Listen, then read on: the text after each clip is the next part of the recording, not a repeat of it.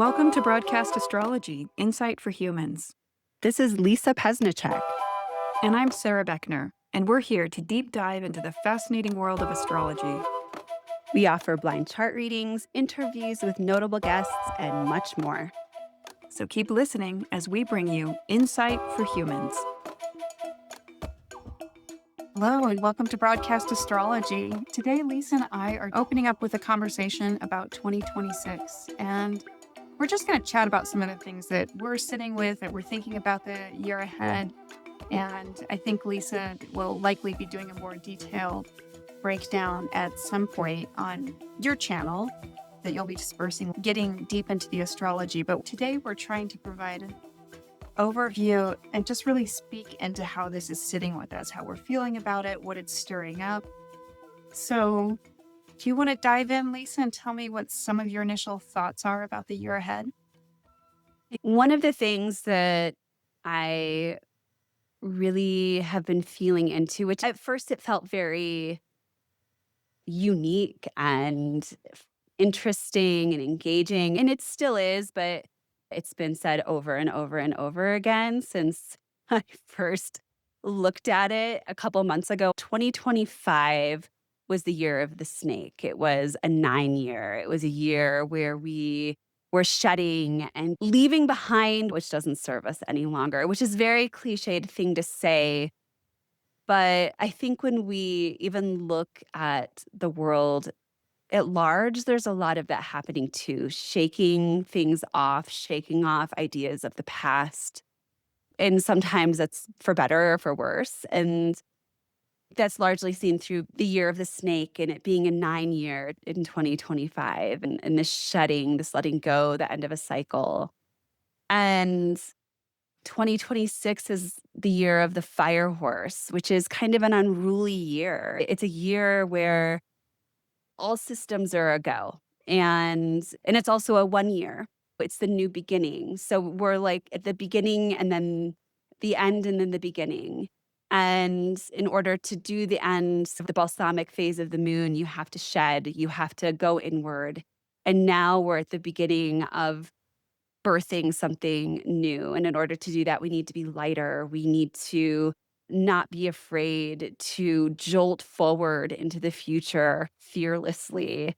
And while that can lead to some recklessness, I think there's this real excitement about this threshold that we stand upon that we were talking about last year at this time. And in 2026, we actually arrive there. And I think that feels exciting, scary, question mark, what is it going to mean? So, Yeah. how about you? I think in my client practice, when I think about the balsamic moon phase and the beginning of the new moon, one of the challenging pieces of that is we often don't know what's germinating. It's still underground and it still needs sheltered a little bit and protected. And there's a real eagerness to know what is it, what's coming, and especially this next year, just because of the activation at the Aries point this year, because the Saturn-Neptune conjunction is on that Aries midpoint, that I think there's going to be even more of that in us, that like seeking, what is it? What is it? And maybe that's not even a question we should carry into this next year, the what is, because in general, there's just such a quickening going on. I mean, it's just such rapid acceleration. And we've been in that. And I think we've been in that since the 60s, since that initial Uranus-Pluto conjunction. And now as we see that unfold in the square, and now we're going to see it in the coming year, the series of trines that kick off the next couple of years, we're just going to see that there's something very exciting in it, something very creative and generative. Hmm. But also something that makes me personally want to just pull in a little bit. I don't know if it's just too much or it's overload, or even looking at 2026, I feel a sense of, I don't know, apprehension or something. I Yeah, get I mean, I that. think whatever. I'm Taurus, or I'm Taurus rising. I think Yeah. whatever change is There's a, hard for humans. Transitions are hard, and and you have a lot of fixed energy altogether in your chart. You don't have this sort of approach where you're like, "Okay, let's go." I mean, you do have some of that, but there's also in order to get to that point, there's a process that has to be gone through, and this year doesn't really allow for that process. That process is not embedded in this year, and I was recently listening to I'm doing medical classes still with our teacher, Michael Bryan, and he is kind of known for putting in all of these little nuggets into his classes. And one of the things that he brought up, and I don't know, Sarah, if you've heard him talk about this before, but it was fascinating and it really reminded me of these two energies that we're moving out of and one that we're moving into. The terminology that I was familiar with is this idea of centrifuge, which is the energies coming from inward and then it moves outward, almost like if you have a flower is how I pictured it. And when I tell you the next one, you'll see why. But it's that everything's generating from that center of the flower and going outward. It's pushing itself out. It's creating change. And that's really what 2026, I think, especially when we're in the middle of it, is about, is that we're generating this power within ourselves. But what we've been part of for the past however many, I don't know, probably a decade at least, definitely 7 years for sure, with all these outer planets in more yin signs, more receptive signs, is this idea of petal fuge, which means that the energy is coming from outside and being pulled into the center from these like petal feelers and pulling it inward. And so it's almost like we're changing our orientation in that way. And the trust that what we pull from out to in, or that we've had to trust that, but now we're trusting that we have the ability to create that vision and create that energy from within us. And that's going to be changing the outside world instead of the outside world changing us. And I think as individuals, that's something that's maybe easier to tap into, which is I have the power within me and I have the vision and the ability to create this generation of energy from within my own being, from within the people around me, from human beings in general, that there's this real way that human beings are impacting the world maybe in a more intense way. Are you saying on some level that it's time for us to take action? I mean, things are moving into dawn signs, or are you Yeah. saying that the change will happen almost spontaneously as a product of our own interior environment, that that is going to influence the world? I mean, even beyond this idea of conscious action or involvement, that just Yeah. if we were to have our own good spiritual and mental hygiene, that somehow this could be more potent or influential in this time where all of these signs are really wanting to express themselves. Yeah. Well, I feel like we've done the work. We've been doing the work, right? We've been pulling all this information in and figuring out how it sits within us. And now it's time to impact. Now it's time to take action. And and we're ready for it. Almost like the shift inside of us, for many of us, has happened. And that the world is waiting for us to interact with it in a more intense way, in a way that is more active and less responsive.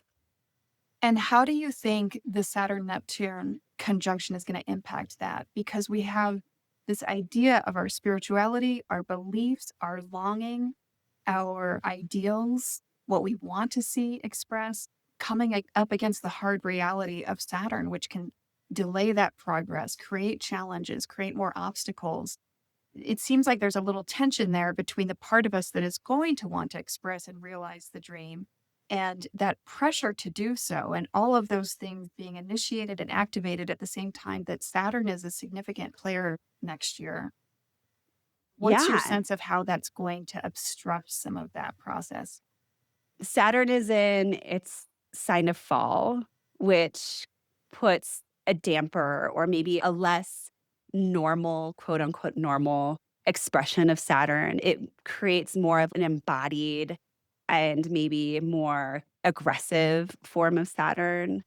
And so Saturn seems to agree with that. We still have Jupiter, though, positively aspecting, sextiling all of these outer planets, which definitely supports their ability, those transpersonal planets, to do some of that big evolutionary work. Yes. Yeah, Jupiter come July, Jupiter is gonna be jumping into Leo, which is going to create a common theme between all of the outer planets from Jupiter to Pluto. All of them are going to be in agreement that we work from the inside out, that we generate our own future, that we push ourselves forward, that we are embodied beings that have an agenda that we're ready to now put into motion. And in seeing this coming for a while, what I've really been encouraging people to do is to allow whatever Saturn and Neptune have been doing in their conjunction with one another as they've moved back and forth between Pisces and Aries and that threshold space of the zodiac of beginnings and endings, and letting whatever parts of reality that need to go, let them go. Because it's time not to fear that whatever is coming up that needs to go, its time is up, it's past, it's expired. And I think that this expiration date that we've been dealing with, whether we want to or not, and whether it's been in the quote unquote right way or not, who are we to say from an astrological perspective sometimes?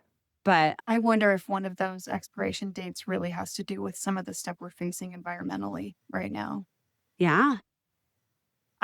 One of the things I love about astrology is it's such a mercurial profession. And when you know astrology, you start to see it mirrored back through all of the things, through all of the Mhm. music and the art and the media and your clients and friends and the conversations.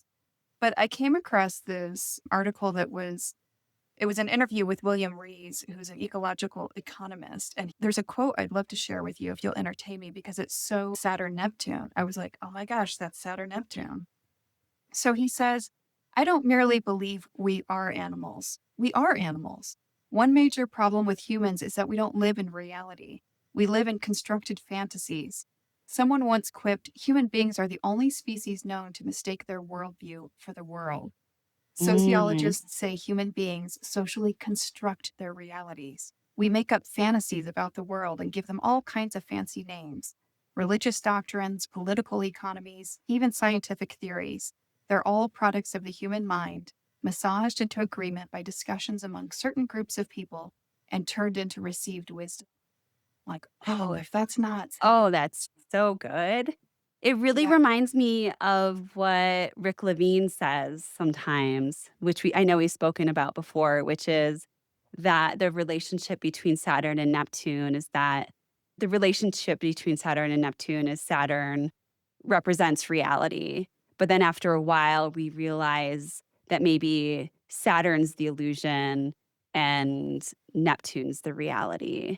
And this dance between those things that we create as being our reality really being part of the dream and illusion, which is essentially what you're saying. So I don't know, yeah, there's and a lot to that say about that. I mean, how do you even pinpoint that sometimes?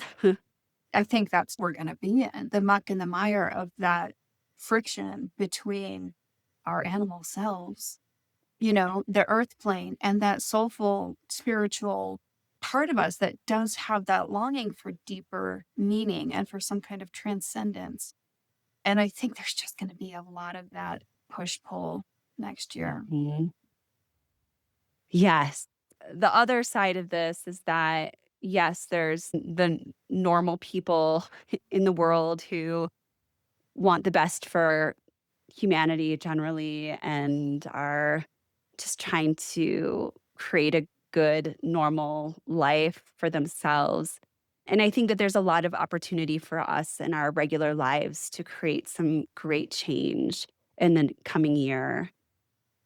However, there's also the possibility for people who have power, people who manipulate power, people who are maybe more aggressive and able to express that aggression in a more intense way, more out there way. I think that we will likely see some more of that too, which is probably part of your hesitancy in stepping into this year where you're like, oh, that might not totally be safe. There's people who will manipulate that.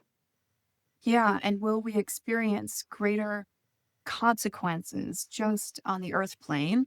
Yeah, I mean, just in Hmm. the way we run things as a result of that deception, because that would be the shadow side of Neptune is Hmm. deception, delusion, and how that's interacting with Saturn, the structures, the government, the leadership, the resources of the material Hmm. world. And often there's a component of loss and sacrifice that's connected to Neptune as well, you know? Absolutely. And then this is all happening in the sign of Aries. So I think when you mentioned that it might be more charged, there might be more conflict as a result of that, or there may be things may be playing out in a more overt, aggressive, forceful way. Hmm. And I think we Yeah. see a lot of that. We're anticipating a lot of that too, a lot of that reflexive Aries energy of just act first, think later. Yeah. And then you take into account that Neptune's in Aries and Neptune's the dream, Neptune's the subconscious space that connects all of us together. And for the past 14 years, it's been in Pisces where we've done psychedelics and delved deep into different out there taboo spiritual places. And we had a president who ran on hope, and we created programs that such as DEI programs. And as soon as Neptune jumped into Aries this past summer, and it's going to go back in early 2026, we started seeing a lot of that get turned on its head.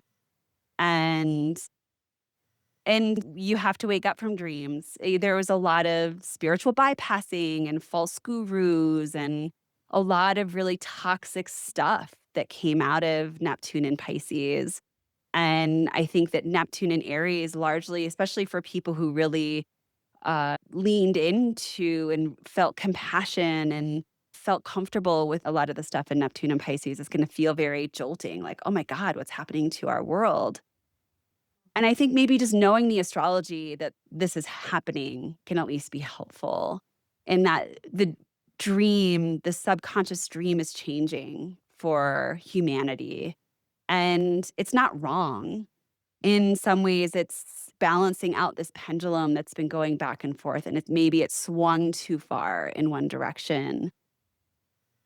And we're going to find the warrior, the man, the embodiment of aggression being held on high to some degree and being idealized as being the thing to reach towards as a culture.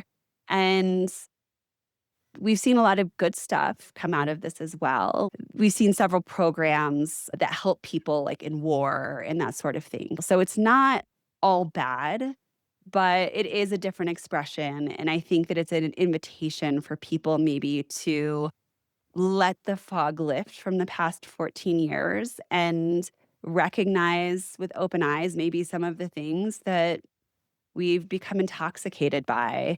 And how can we embody some of the stuff that we want to carry forward and bring it into the world in a more active way?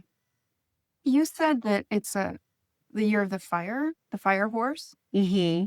I mean, I just get that imagery of that new growth of Aries. I mean, when things are small, think about a 2-year-old and the tantrums and the chaos, or think about that the young fiery horse that's Hmm. like when the energy is new and robust and just coming up and we don't know what it's going to be yet or where it's going. It's a little unbridled that we're in that stage and it's a necessary transition that we have to walk Yeah. through. And it is that time in the cycle of things is very generative and creative. And Hmm. some of the fact that it's not consolidated yet, not fully formed, makes it a place where we could have influence. You talking about the centrifugal force that it might be an easier place to give birth to new things or to influence these new systems or the growth that's going to take shape. One of the things that I have some caution about is just that there are no cosmological factors next year that are putting the brakes on in any capacity. I Nothing. mean, the only brake we have in the sky that's active is Saturn. And like you said, Saturn's debilitated. Saturn can't really show up in a robust way. So Mhm. there's just nobody tapping the brakes. No.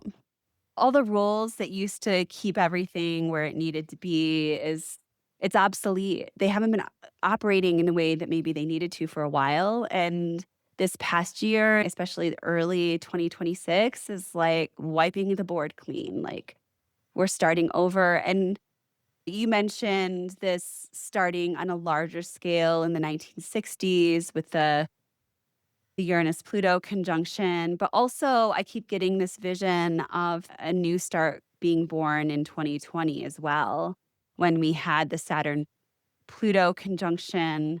And now we're having the first aspect between those two planets in a sextile.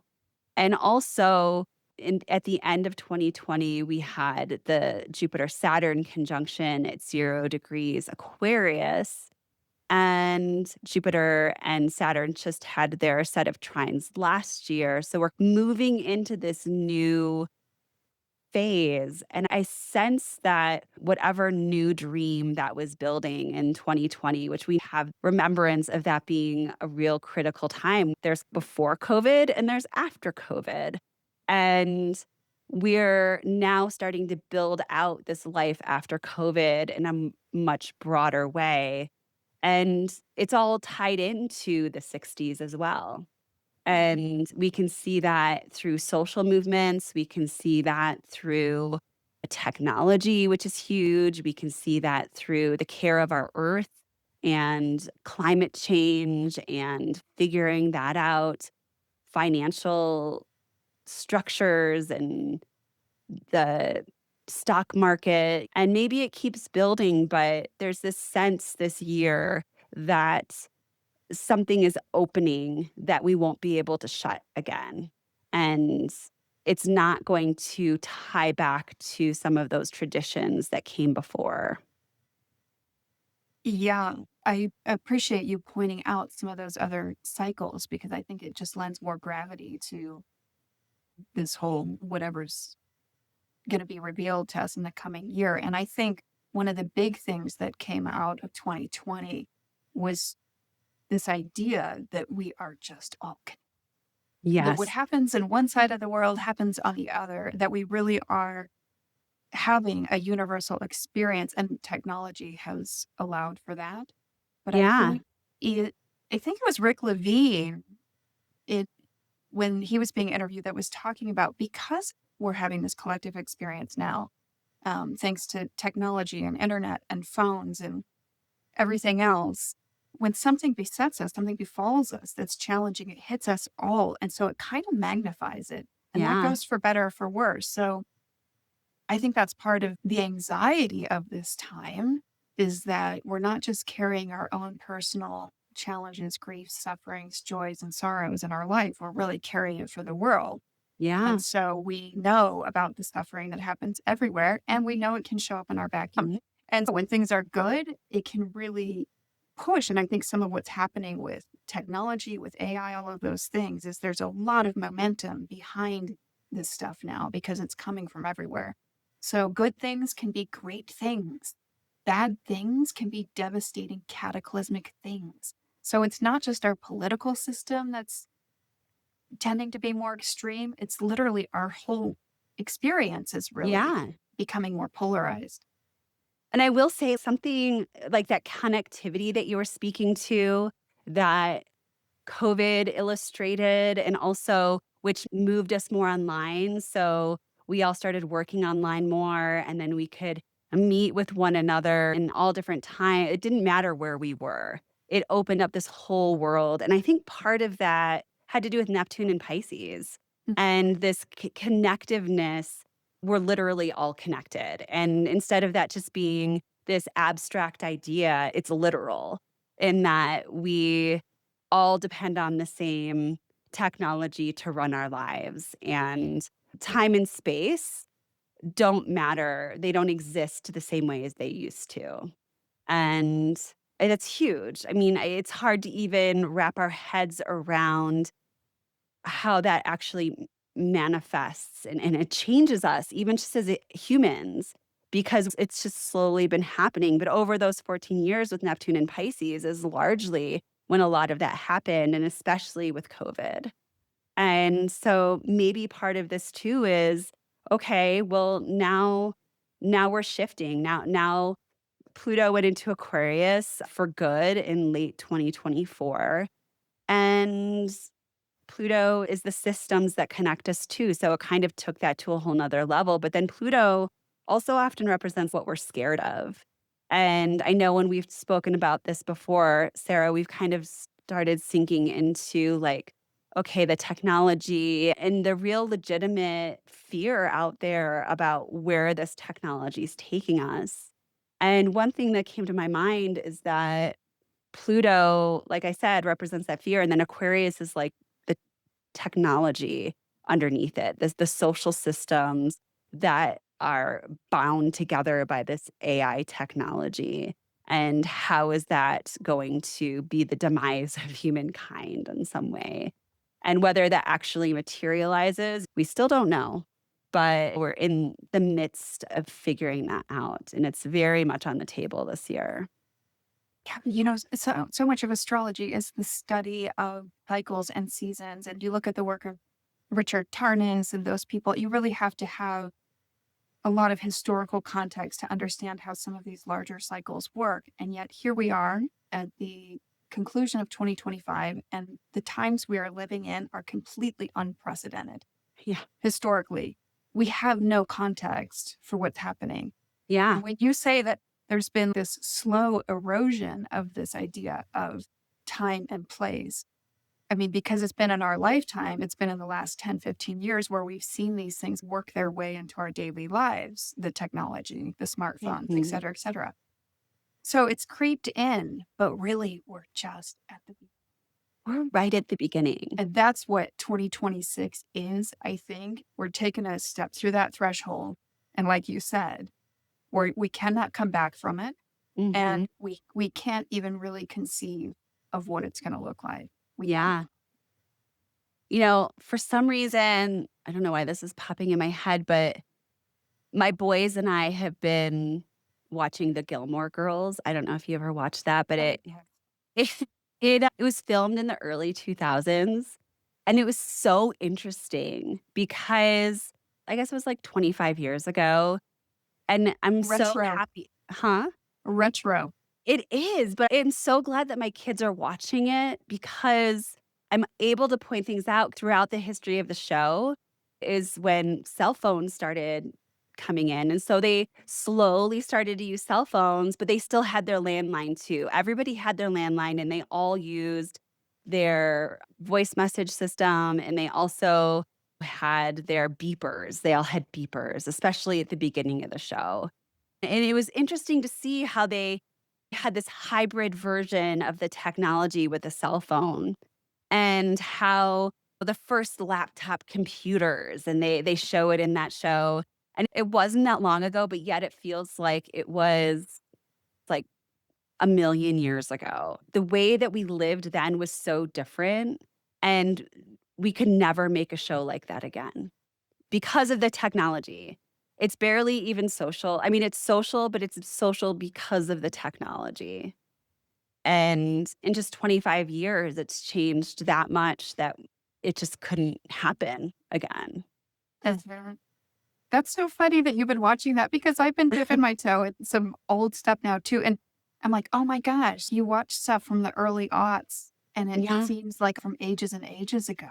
It Yeah. seems like a totally another time. It seems very outdated. And you're right, like that wasn't that long ago. We were adults, you know? I mean, that's, Yeah. yeah, it's crazy. Yeah. Like not being able to get a hold of people right away, having to pull out the map for where you're going or not be able to search things right away or have access to movies or I mean in Gilmore Girls they're watching movies all the time but they have a VCR and they have to go down to the video store and they have to rent what they want. They have to plan out what they want. But we don't do that these days. Everything is instantly in our hands, no matter where we are. Yeah. Yeah, and it is just the beginning because I think some of what the AI is going to do is restructure the workforce in such significant Yeah. ways as it starts doing a lot of the kind of middle jobs, Hmm. and a lot of the customer service, data processing. I mean, I've even seen it like it's in medicine now. Every Yeah. doctor's appointment I've been to, they're using it for dictation. That's going to eliminate a huge swath of the workforce. And there's going to have to be a complete rearrangement about how we sustain ourselves as we adapt to this new technology. And that's going to be years. And there's a Yeah. lot of interesting astrology that unfolds in the coming years, but it really does, in many ways, kick off in 2026. It really does. And I I don't know about your husband, but my husband is doing AI work, starting a new AI business. And I was talking to a friend the other night, and she said, "Yeah, I feel like every time I'm around guys, they're all starting new AI businesses." And it just really made me think about the astrology of this year as well, in that, a lot of these businesses are going to either make it or not, but we're going to see such an influx this year, and if we're not seeing it this year, it's not that it's not happening, it's just that we're not seeing it. Because sometimes it takes a little bit for things like new ideas and technology to really reach the greater societal norm. I know It's the case, but I don't think it's typically, gonna be this year. I think we're definitely yeah, gonna be feeling we're it. gonna be in it for Mhm. sure. Yeah, it's gonna be fast and furious, like, for real, and I think it's exciting, and I really encourage people to find their happiness, find their vision, and take a chance. If you're gonna take a chance anytime, like, this Mhm. is a good year to just try it, It and Yeah. It's a good year to initiate things. yes. I don't know if you know who Nikki McClure is. She's a paper Mm-mm. cut artist that's up in the Pacific Northwest. I love her work. Every year I get one of her calendars, and she's not an astrologer, but she must be attuned to it because she always has a keyword for every month, and for the calendar. And I never look Yeah. ahead. But this year I got my new calendar and the keyword was courage. And I'm like, yes, courage. Everything's in Yes. those young signs, and there's a lot happening around that initiating Aries point. And so this is a year. Be bold, be brave, let the Mhm. creative juices flow and roll with it. Don't be afraid to be a little obnoxious. And, I Yeah. mean, that feels really uncomfortable for me because I have a lot of things in my chart that doesn't wanna do that.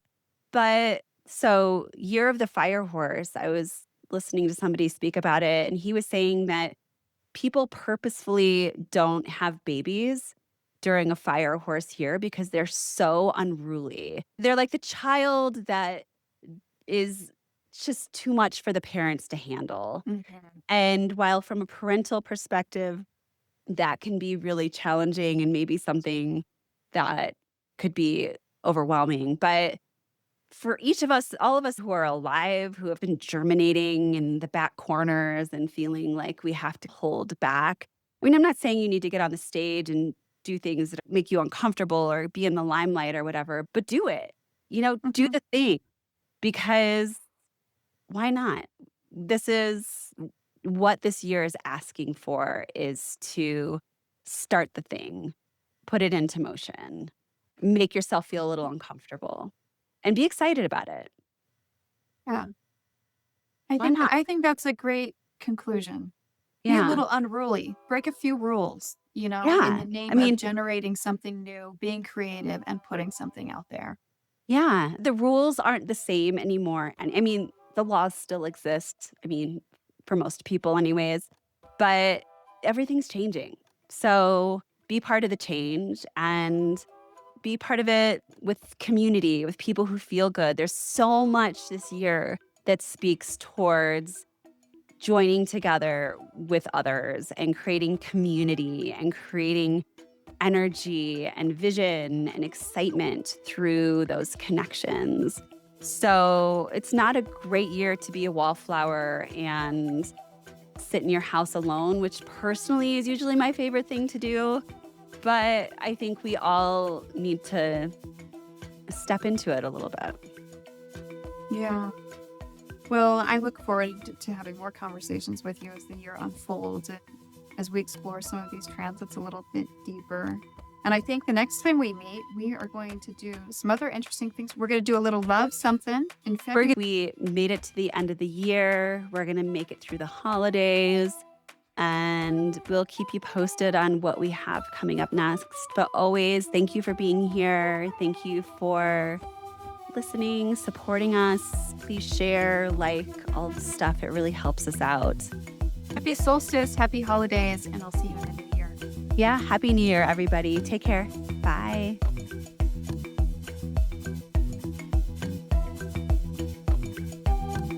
As always, thanks for listening to Broadcast Astrology, Insight for Humans. If you're so inclined, like, follow, and subscribe, and don't be a stranger.